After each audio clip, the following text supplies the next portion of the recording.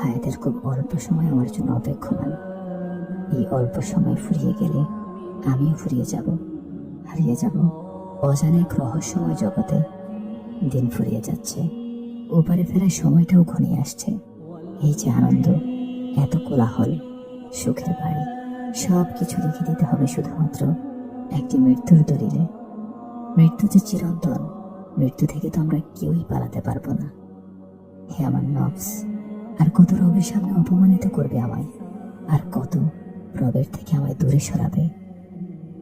হে নফস, তোমার যে এত এত গুনাহ, আর আমলের ঝুলিটা যে শূন্যতায় পরিপূর্ণ, কিভাবে তুমি তোমার রবের সামনে উপস্থিত হবে? হে আমার নফস, এবার থামো, এবার থামো, আমাকে আমার রবের কাছে ফিরতে দাও।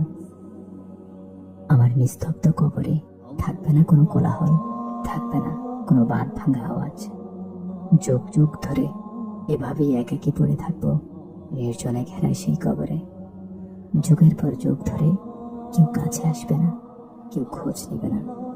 আমার কাছে আসতেই অনেকে ভয় পাবে। সেই কবর, সেই নির্জনতা, সেই একাকিত্ব।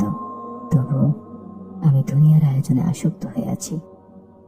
জীবনের এই অন্তিম সময়ে এসে এমন কিছু করে যেতে চাই যা আমার অতীতকে ধৌত করে শুদ্ধতা দান করবে, ভবিষ্যতের দিকে সহজ করতে সাহায্য করবে।